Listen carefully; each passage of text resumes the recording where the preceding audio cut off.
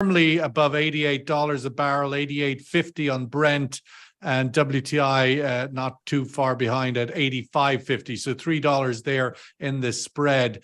Will anything happen this week in Singapore as all the nattering classes get together to send the direction of this market, which clearly has been only in one direction since we last talked?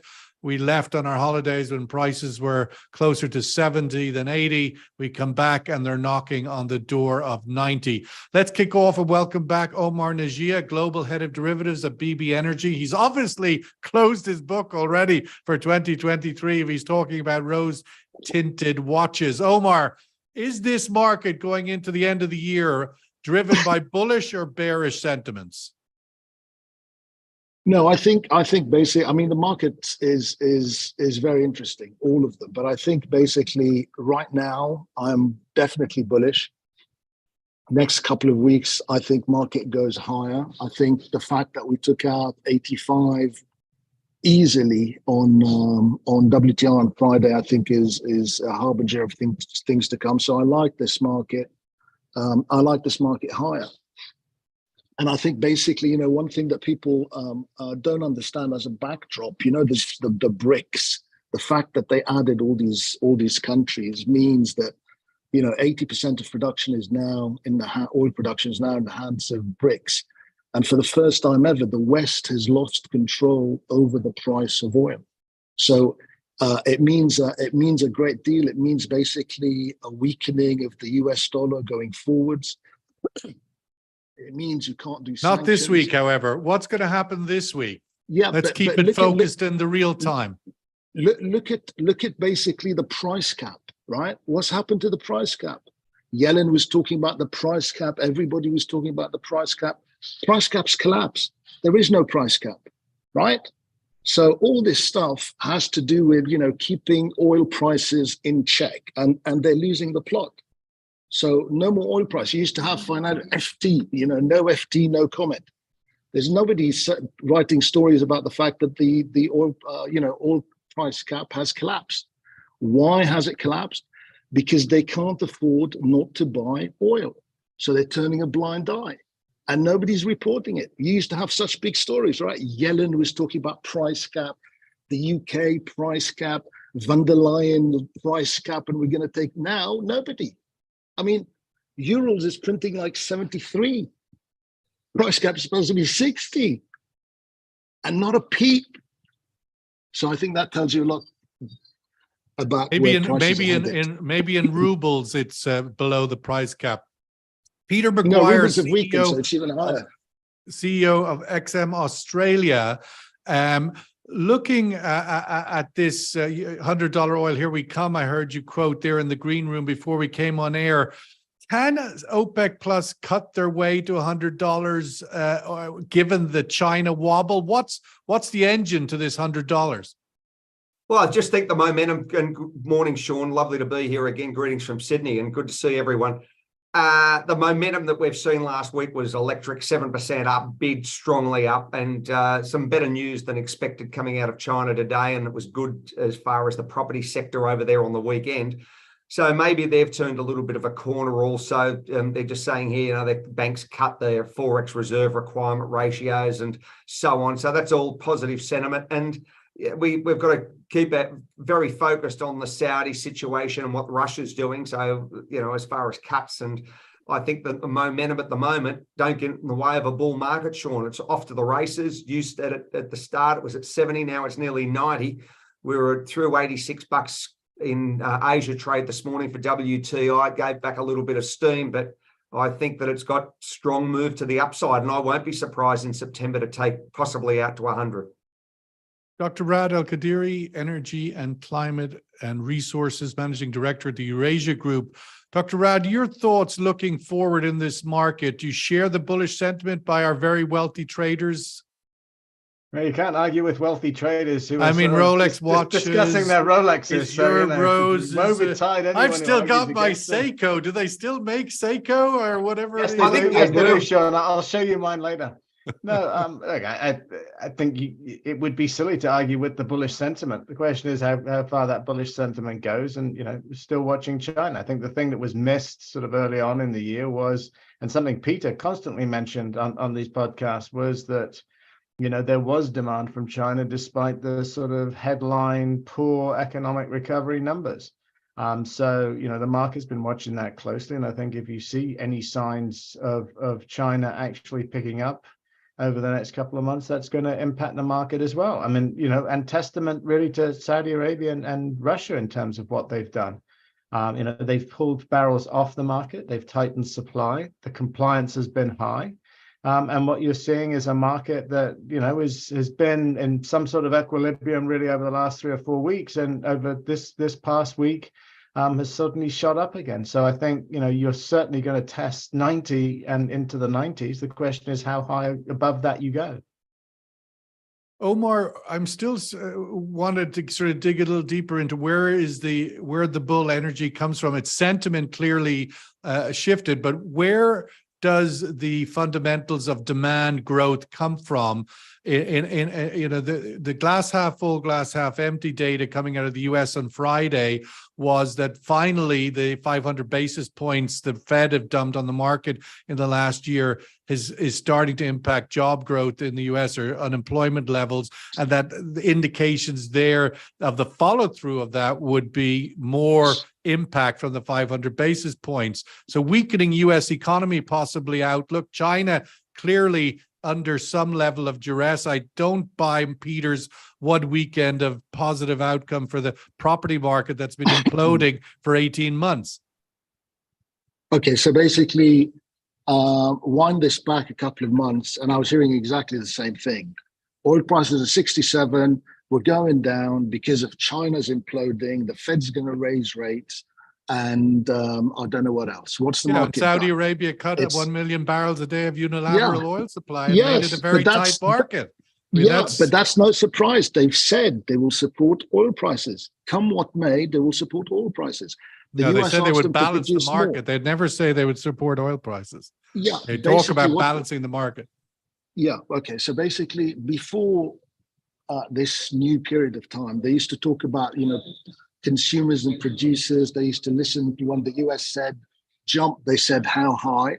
Now, when they introduced the price cap, what was that? That was basically a big finger to Saudi Arabia. That was the West saying, we set oil prices, not you. No, I mean, I think that, again, that's a glass half full, glass half empty. The whole logic of the price cap was to ensure oil kept flowing. So, I mean, ultimately, that's what happened. No. The whole point of the price cap was to take money away from Russia and give it to the West. That was the whole point of the price cap. It's got nothing to do with keeping the oil flowing. Oil was flowing, right? They decided unilaterally that you're only allowed to sell your oil at this price, right? So how does that play into the bullish sentiment? How does that play into the bullish sentiment? The bullish sentiment comes from understanding that basically OPEC Plus is going to do whatever it takes to keep prices going up. Why? Because believe it or not, it's in their interest. They will not basically do something for somebody else. They don't need to gain favor from the US anymore or from the EU. They don't care. They need basically to push oil prices high. So I'm not sure if you're reading the news that I'm reading, but they're in the midst of trying to negotiate a security-backed treaty agreement with the United States at the moment, Saudi Arabia. So clearly they have interest in some kind. No interest is a bit overselling the egg there. Let's go to Peter. Peter, again, this sort of bullish sentiment, ultimately, can OPEC Plus, strangle the market into up above 90? I mean, when you have weakening economic outlook, can you cut your way to $100? Sean, I think it's all going to play out over September. We're going to see it live, front row, and I won't be surprised if it knocks on 100's door. I don't know whether it's going to be 97 and runs out of steam, but at the moment, I think there's more upside than downside. And I build on that 7% move last week was very, very strongly bid up. There seems to be momentum and traders flocking into it, and we've just got to see how much further it has potential and horsepower to get there. Rad, just speak a little bit to some of the geopolitics. Omar is referencing this dynamic that, as we go into an election cycle in the US, of course, these things start to get a little bit more sensitive, the politics around oil policy. Where do you put this current negotiation that seems to be going on in the background, Saudi-Israel a deal backed by the US with apparently with a treaty-backed security guarantee? What's your outlook for that and its ramifications? It really does depend on how willing the Biden administration is to give Riyadh what it wants to get a trilateral deal. I think, the negotiations at this moment in time, and this is a telling factor, is primarily between Washington and Riyadh over what Riyadh's wish list is and what compromises they are willing to make to go ahead and have negotiations with the Israelis, or at least to explore a deal with the Israelis. So I think you've got a couple of factors that potentially stand in the way of it. One is, the security guarantee that you've mentioned, but also, the green light for civilian nuclear civilian nuclear program in Saudi Arabia, something that there is reticence about. The security guarantee is not a given. I think the United States is, carefully considering that. But then the Saudis actually have to negotiate with the Israelis, and that isn't a given either. Particularly given the nature of the current Israeli government, given its policies towards the West Bank, and given its ambitions. This is as right-wing an Israeli government as you're going to get. So I think there are still complications moving forward. But where I agree with you, I think, Sean, is that, Saudi Arabia has one eye to Washington, or at least half an eye to Washington and 1.5 eyes elsewhere. It believes it has leverage. It believes that it can use that leverage for its own interests. And I don't think any state operates beyond its own interests. But I do think that the oil price is slightly different from that. For the Saudis, an oil price in the range of $85 to $90 a barrel is the Goldilocks price. Over 90, probably even more so. And so, they're going to continue pushing an oil policy and an oil market management policy that achieves their goals, as opposed to worrying about what the rest of the world is thinking, as long as it doesn't impact demand. And that's the key thing. And I think the Saudis believe that a price in the 90s isn't going to hit demand. So it's well achievable. But given their fiscal needs, given their domestic needs, that's going to be something that they'll push for, and they'll act autonomously. I agree with Omar in terms of that. They certainly aren't going to sit back and worry too much about pressure from Washington or anywhere else. They've got their own fiscal and their own political interests that they have to meet.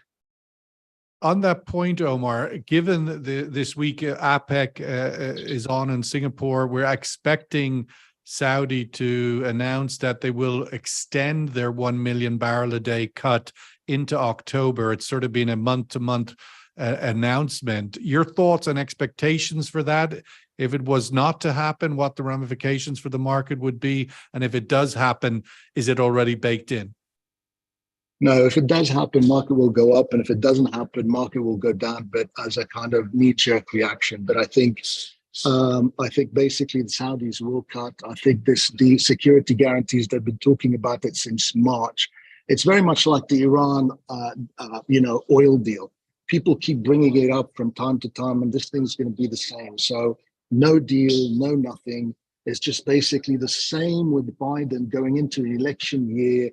We have to find a way to lower oil prices, lower inflation, not look so bad on the world stage. We've got to not lose militarily, economically, geopolitically, all the rest. So think about it this way. Oil prices go up is very bad for the US, right? They still haven't filled up their it's SPR. bad for everybody. Bad in the sense that obviously the US is the largest oil producer in the world. For a lot of people in the US, higher oil prices, happy days, but maybe not so much for emerging economies that are heavily exposed to the consequence of higher oil prices. It's not just that's not true. That's which part is not true? Which one? So basically, if oil prices go up, there's a lot of people in America that loves a higher oil price. That's true. No. If it's not, because a lot of people in America don't own oil wells or anything to do with. they pay for gas, so it's not in their interest, but the vast majority, it's not in the interest in anywhere in the West. The West basically does business by leveraging cheap energy. I mean, I to make appreciate goods. your point there, but ultimately it's, if you're taking the argument that a higher oil price is not in the interest of the West, quote unquote, then you have to also state it's not in the interest of anyone. China doesn't love a high oil price. No. But again, you missed the point. I mean, it's like What is the point? Not seeing basically everything that's gone on since the war in Ukraine. China is buying at a discount. India is buying at a discount. The West is paying a premium. Hence, yeah, they're buying oil prices. Yeah, go ahead. No, I was just saying that China is buying it. They import about 12 million barrels of oil a day, and they're from Russia. It's about 2 to 2.5. So while they're getting 2 to 2.5 at a discounted price, whatever it is, as you said, the discount or the price cap isn't working. So I'm not quite sure what the price they're getting it at is, but nonetheless, it's a significant, obviously, but it isn't a reflection right across the architecture of all their imports, is my point. Well, I mean, look okay, so if you look at India, right? Their imports from Russia have gone up like multiple times, factor of I don't know how much, right? They get most of their oil from Russia. All oil products refined, right? So they sell this oil to India. India refines it, sells it back to Europe at massive premium. They buy distillates into North Africa, not because they need it, but because they're going to resell it to the West. I mean, it's laughable. So what you're arguing about is where that baseline is. All I'm saying is, if you're making an argument, somebody A loves high oil price and somebody B doesn't love it. I mean, ultimately, consumers all over the world, by default, I don't love going to the gasoline station here in Dubai and paying $100 when I used to only pay $50. But that's the world. Nobody loves a higher oil price. Peter, the headlines in the Financial Times this weekend. Their lead story was the contagion of the weaker Chinese economy right across Asia. Korea's in the slump, manufacturing's in the toilet, Vietnam, et cetera, et cetera. How does all of that feed into this bullish narrative when these major Asian economies, including the big mom of them all, China, are on a weaker wicket? Well, they are on a weaker wicket, Sean. I've made reference before as far as that was just a weekend of positive sentiment coming across the property sector due to regulatory change and some of the actions that the government took in the last matter of days. But yes, overall, Asia is certainly hemorrhaging. But when I look at Asia equities today, Hong Kong's up nearly 5%. China's bid up best part of 1.5%. So it's been fairly positive. So while we appreciate maybe the doldrums across the general fabric of Asia, there are some green shoots coming through or green pastures ahead, possibly, that you're going to see continuing uptick as far as China. What impact would $90 oil on a sustained basis have on these green shoots? I don't think it's a good sign at all, and I think it's going to hemorrhage a lot of people because of policy that's going to come from central banks. As far as the inflation story, we haven't looked at that part of it yet, because higher energy prices are going to cause one thing, and one thing only is going to be inflation. And we understand what governments are going to do with that is to raise rates. So we may not be anywhere near the end of a rate cycle, but could actually see an uptick again come October or November from the Fed and other associated central banks. If you were the Saudi oil minister making this judgment about rolling the 1 million into October, would you be taking these into consideration? I mean, happy with 85, go to 90, and you killed off this green shoots. I mean, do you think it's something he would have to bear in mind, or it's a no-brainer? He keeps his pedal to the metal. Oh, I think in some ways it's a toss of the coin, but I'd be erring on the side pedal to the metal, because they've had a hemorrhage price for quite a while. You know, this $70, $75 never was able to get above it. And I just think at the moment, Sean, there seems to be more momentum from those collective governments to want a higher price. I don't know what that's going to be as far as a headline, but I just think it's higher running into Christmas. Higher I running into made Christmas. reference also the BRICS nations. That's going to be fascinating how that all plays. Well, let's go to, that's the second time it's come up. Brad, your thoughts on the BRICS, this expanded BRICS vis-a-vis relevance to the wider macroeconomic outlook, short-term, mid-term? I think we are very much in a case of wait and see what actually comes out of this. I mean, it made for good headlines. It made for good theater. I think certainly for China, if not the other sort of original members of the BRICS, it showed a sign of expansion. It showed a sign of intent in terms of, you know, the non-Western governments getting together and, you know, trying to organize their economic and political future. But we are a long way with BRICS from, you know, any sort of institutional structure. And within BRICS, the BRICS itself, I mean, the tension between China and India, you know, with the Chinese leader won't even go to the G20. Going to go to the G20, exactly, sort of being sort of something, you know, you have a policy from New Delhi that is very much focused on aligning with the US, of using its Quad membership and, you know, seeking to compete with China. China sort of clearly having tension with India. So if the core countries of BRICS are at odds with each other, it's hard to see how an expanded group actually becomes more coherent and sort of operates more institutionally. So I think it's something to be seen. But it's two of the world's biggest oil it's a telling exporters. sign, Sean, of one thing. Mhm. And that is the intent of what are now being called the middle powers to sort of seize their own destiny. And that does go back to Saudi Arabia and what Saudi Arabia's oil policy will be, in the sense that it isn't willing to sort of bow to the demands of anybody else and feels that it should operate independently. And if higher oil prices can be sustained, and there's, you know, above 90 or around 90 doesn't necessarily kill shoots. You know, we're talking about $1.50 at the moment in terms of Brent. I think, you know, the Saudis will continue to push for it, as I keep saying, going back to their own. How does that, I mean, when you take the domestic BRICS, fiscal interests. if you take the BRICS on that point, you've the world's two largest oil exporters, Saudi, Russia, and the world's two largest oil importers, India, China. I mean, putting aside US, Canada, Mexico piece, but that India and China clearly have diverging interest in Saudi, Russia in terms of oil price. Absolutely. I don't think BRICS is, again, BRICS has to be tested. I don't think BRICS is an organization where you start to arrange oil policy in the next 6 months or a year. I think, you know, OPEC Plus is going to remain OPEC Plus. The Saudis are going to continue to focus their leadership on that, and that's going to determine their supply policy. You know, if the Indians and particularly the Chinese want to sort of put pressure on Riyadh, then they have other mechanisms to do so without the need for BRICS. Let's go to the survey question with this sentiment. Will bearish or bullish sentiment drive direction of oil prices through the end of the year?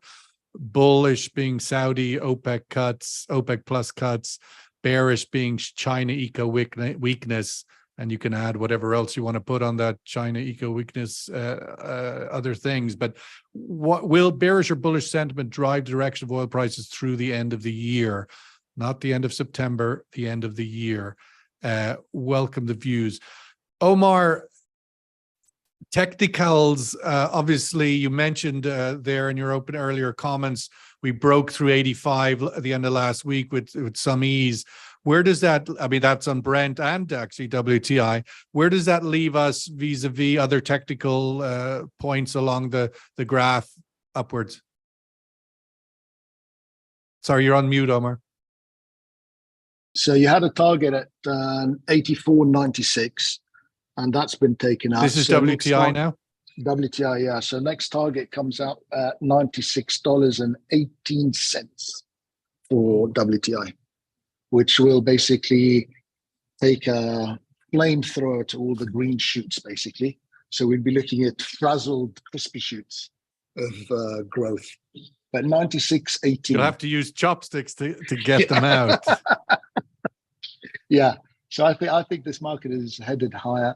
I think basically that in a very broad sense, and I'm not talking about, I'm incredibly bullish oil prices, doesn't mean that we're not going to see a dip, or we're not going to see oil prices fall. But the great big overarching thing is you're seeing a shift between kind of debt-based economies of the West and resource-based economies of the rest of the world. And all you need is the rest of the world to say, we want more, right? So it's going to be that we want more that lead to higher prices in commodities. And like I said, the importance of the BRICS is that they've lost that they gained control of oil prices. It doesn't mean that basically they set them at the BRICS, but what it does mean is that the US dollar in terms of a petrodollar weakens necessarily, because they'll be doing deals in each other's currencies because it's in their interest to do so. And it also means that no more sanctions. The US can't come and say we're going to sanction Iran, because Iran won't care, because it has the two great biggest importers of oil. So bottom line is, great big picture. I like commodities going forward for the next few years based on what's happening geopolitically and based on the rest of the world telling the West we want more. That's it. Peter, we have a question in the chat room about the fact that a reminder, and a notable one, thank you, Pallav, that oil prices were above $100 for 4 or 5 years in the 2011 to 14, and the global economy seemed to be able to digest it. And so the thinking is, why not again? Exactly. And, when you look at that, Sean, you're post GFC, and that was the biggest wind down since probably the Depression. Many people said it was a depression that we lived through from 9 and 10, and certainly leading into 11, and then it was off to the races. So are we going back to that territory? I mean, the value of a dollar, if you're looking at the buying power of a dollar in 23 versus 13, it's probably $1.40, $1.50. If you looked at property prices, you'd have to say it's double. So I sense that we are in a starting phase here, bullish for a period of time, and the commodity sector is going to rally to the upside. I don't know how grains are going to go, but I certainly think energy is going to be a leader in the pack. On that, just coming back to the specifics of the direction of travel over the coming months, I mean, one of the key factors does seem to be whether China can get some kind of stimulus going. I mean, it's muttered a few things, but there's no big bazooka so far. Is more spending a bazooka, or it's just like pushing on a string? It has no further impact given the debt levels and the sort of the credit crisis that they have in their property market. Where can a bazooka stimulus come from in China? Well, Sean, it's got to have some government backing as far as these big developers, that they don't go underwater. And so the bondholders, there's got to be a rescue plan all the way across it, because if, like anything, a contagion starts, you've got 120 international banks that are holding the debt. One man's equity is another man's debt, and you've got 160 domestic banks in China that are also holding the fabric of that debt. So it's if it unwinds, it's going to be messy, ugly, and everyone's going to get hit. So I think that's where they've got to just band together and kick the can down the road. I don't know when settlement day is, but at the moment, they don't want it to implode. Let's get the survey result, give Rand the last word. Bullish 64 to 36% in this room, and obviously we'll post that on social today for further voting. Rad, we haven't really dug much into the geopolitical outlook for the war in Ukraine. Is it a sideshow to the direction of travel for the oil markets? We saw Ukraine today announce the replacement of their defense minister. Getting away from the weeds of the local politics on that, but is it a factor for the direction of travel, do you think? I don't think it's a direct factor for the direction of travel for sort of some of the points that were mentioned earlier. I mean, in the sense that, you've got a bifurcated oil market that's being sustained, and it's being sustained in part by design.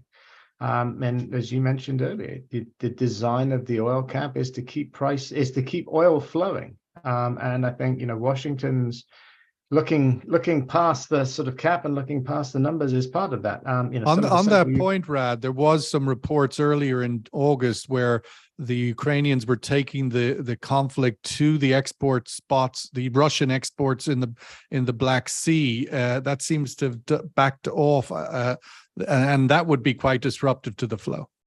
It would, but I think, you know, there again, I mean, I think there was a certain amount of misreporting in terms of that. The targets, well, one of the targets was a naval target. It wasn't a regular shipping target. And the other one was about as benign as you could get, a sanctioned Russian tanker that was on its way back from delivering its cargo. But I think, you know, to Amar's point, you know, that's Washington also quietly sending a message that we don't want to see a disruption of crude. I mean, the US does not want to see Russian crude off the market. It recognizes that would lead to a major spike.